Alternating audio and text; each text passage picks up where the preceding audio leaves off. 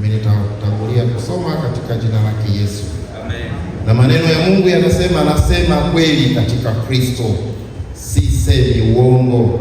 Dhamira yangu ikinishuhudia katika Roho Mtakatifu ya kwamba nina huzuni nyingi na maumivu yasiyokoma moyoni mwangu.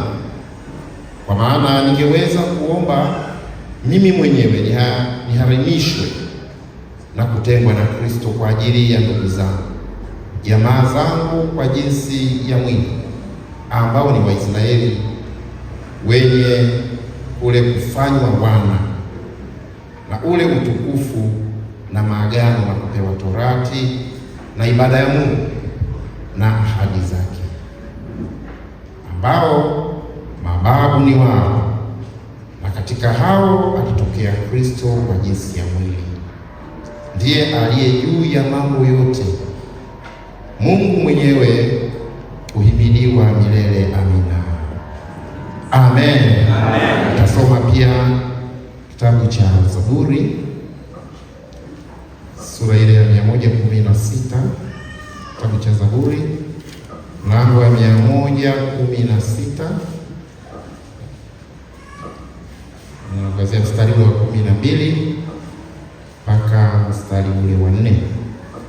Zaburi 116 kuanzia mstari ule wa 12 hadi 14, nasema hivi: nimrudishie Bwana nini kwa ukarimu wake wote alionitendea? Nitakipokea kikombe cha wokovu na kulitangaza jina la Bwana. Nitaziondoa fadhili zangu kwa Bwana, naam, mbele ya watu wake wote. Mungu wetu na Baba yetu, katika jina la Yesu, jina lipitalo majina yote, asante kwa siku ya leo, kwa majira na muda na wakati huu ambao umetukusanya watoto wako hemani mwako, hata nataka kusema nasi kupitia neno lako.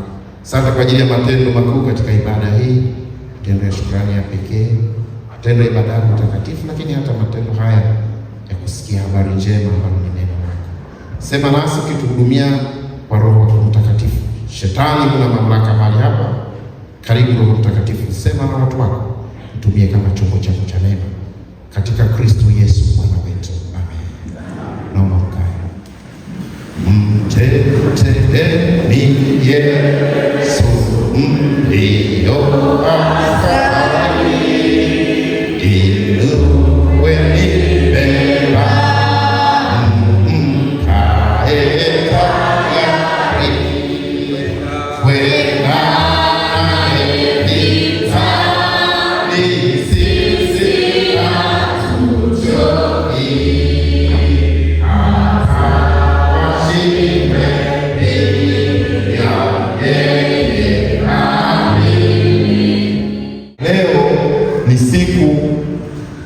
ni siku maalum katika usharika huu wa Lugoba. Na kwa nini nasema maalum? Na kanisa limejaa, watu tumejaa, lakini nani katukusanya hapa? Of course ni Mungu. Mungu ndo katuita, kila mmoja kwa nafasi yake, na kutoka nyumbani kwake ametuita hemani mwake ili tupate kula na kunywa.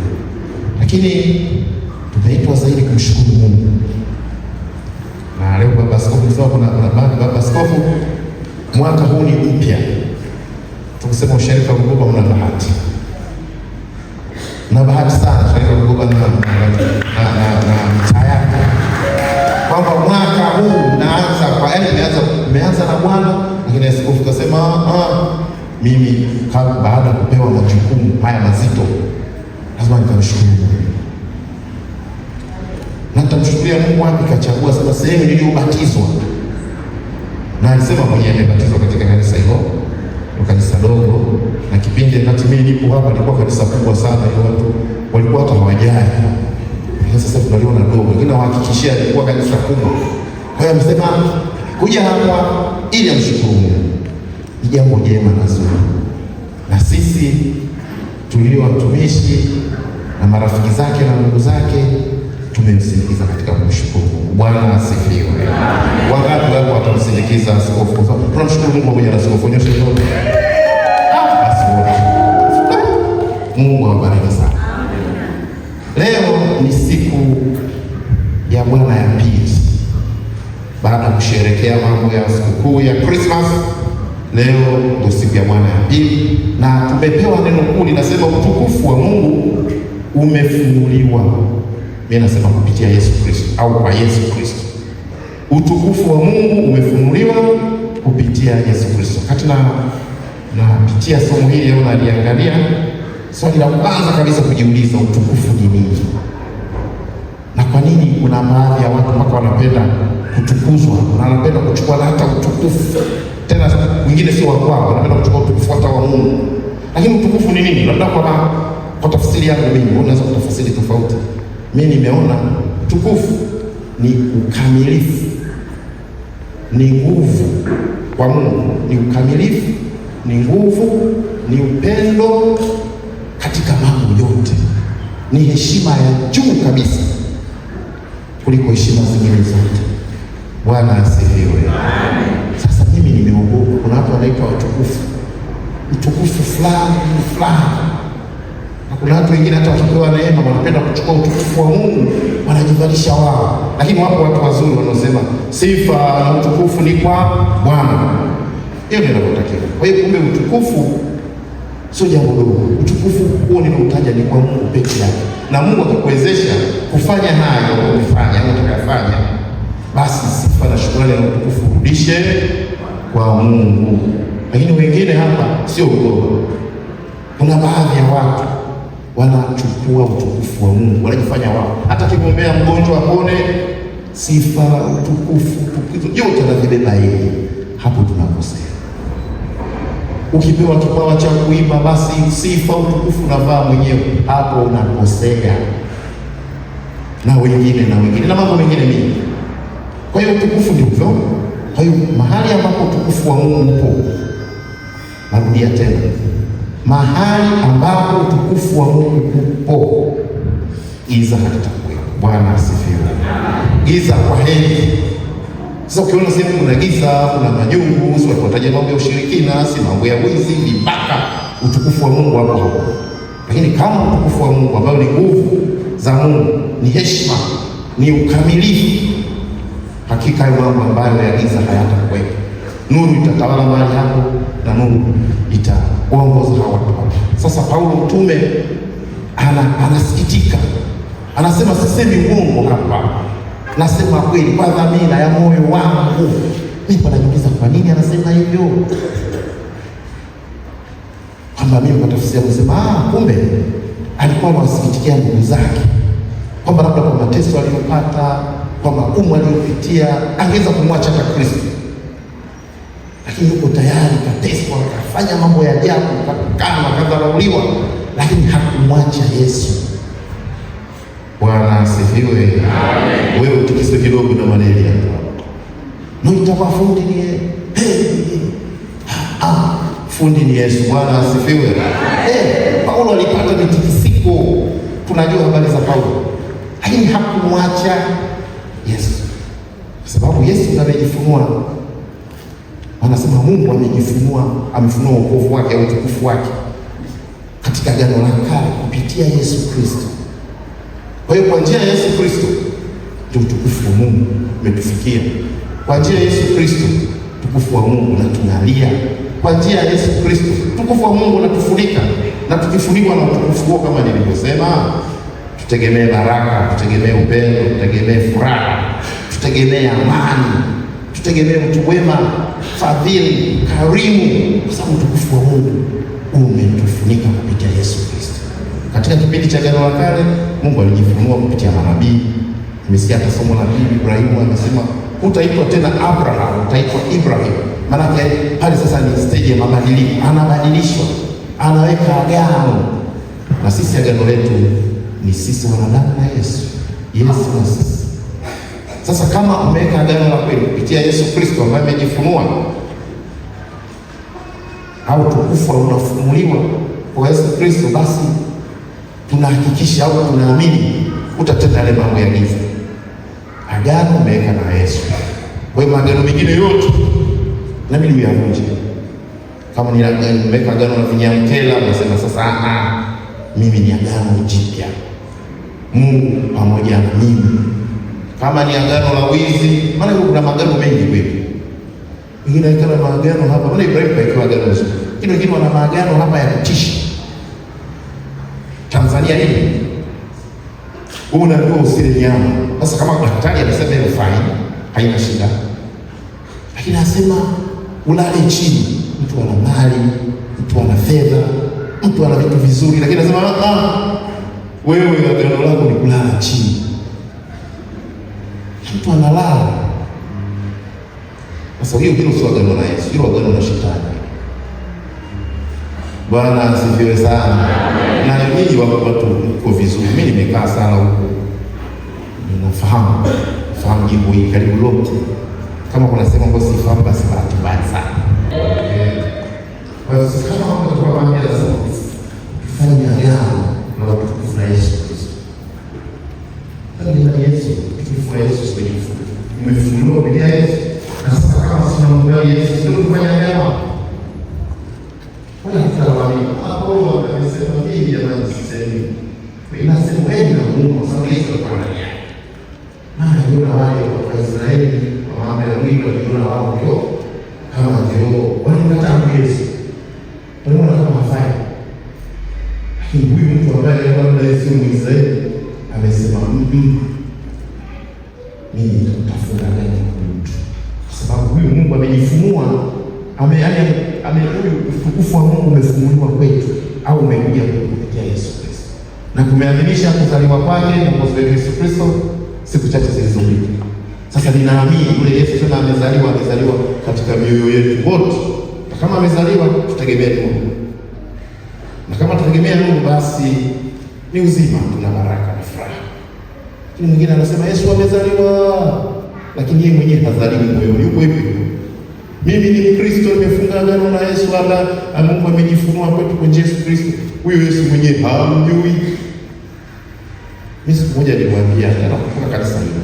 Sasa kuna mwingine haendi kanisani, haendi msikitini. Unaenda wapi? Yaani kuabudu kanisani, kuabudu msikitini. Basi kwa vivyo tuko na Mungu kwenye madogoro. Si ni watu kwa kwani msiokuwa kwani ya Mungu. Lakini kwa madogoro unajua? Unajua, mnajua.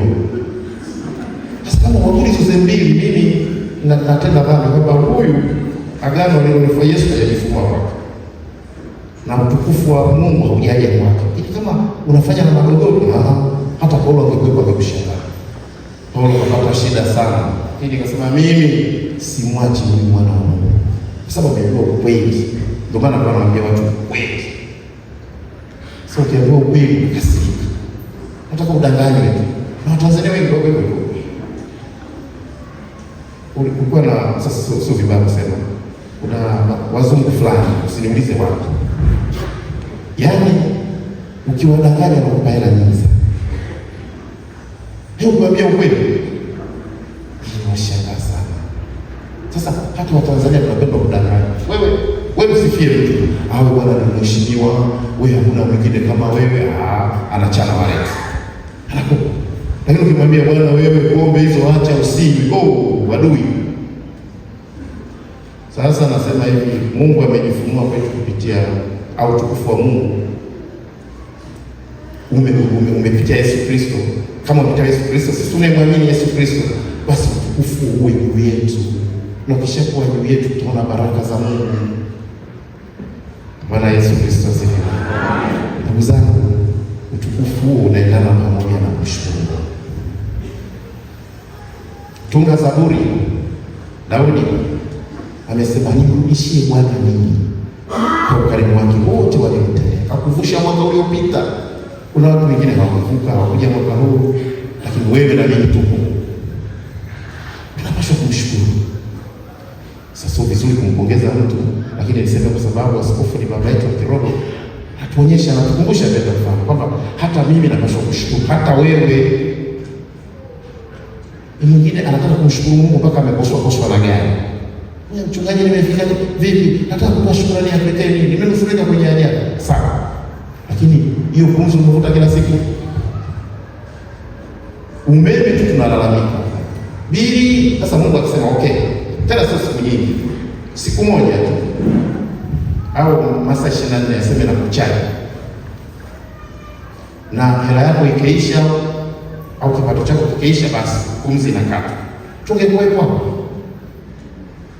Natoa wito, kila mmoja ana sababu ya kumshukuru Mungu. Bwana asifiwe. Kabisa. Yaani hata huo uzima uliokuwa nao tu unapaswa kushukuru. Afya uliokuwa nayo. Wangapi ambao wamepata ajali? Tunakuja kutoka Morogoro, kufika katikati kuna ndio unaona gari imeungua na watu wameungua wamekuwa kama majivu. Ajali ilitokea Semeno gari ile. Si Masai, si watu Masai. Wameungua mpaka majivu. Ulifikiri wao ni wakosaji kuliko wewe na mimi? Hana, ni neema tu. Kwa hiyo kumshukuru Mungu, kila mmoja na sababu. Na kumshukuru Mungu sio fedha tu.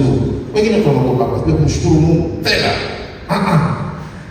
Shukuru Mungu kwa maneno, matendo, mawazo yako, nguvu zako, mali zako, elimu yako, ushauri wako. Mwambie Mungu asante. Sasa nikiuliza hapa, wangu usinijibu hapa. Wangapi hapo walikumbuka Mungu na kumshukuru? Inawezekana watu watamshukuru Mungu, si? Mmoja anasema wewe unamshukuru. Mimi kwa wote wamshukuru. Kuna mtu ambaye hajamshukuru Mungu asubuhi hapa. Kama jogoo tu anamshukuru Mungu. Anapara ndege wanamshukuru Mungu. Sasa wewe na mimi tusimshukuru Mungu? Kwa hiyo baba yetu akiroho kuonyesha mfano kwamba katika mambo mengi ambayo Mungu ametendea, mengi mengine anajua mwenyewe, anasema napaswa kumshukuru Mungu. Hili moja wapo likiwepo hili na basi mwaka mpya na huu mzigo ambao nimebebeshwa, namshukuru Mungu amenibebesha. Najua nitamsihi Mungu huyo aniwezeshe ili niweze kubeba mzigo, na mimi nakuahidi nitakusaidia kwa kadri nitakavyoweza. Ukishindwa basi pia mzee, ukishindwa hapo, lakini napoweza kukupisha na kupisha, kuweza kukusukumiza na kusukumiza ili mambo yaende. Bwana Yesu asifiwe. Nina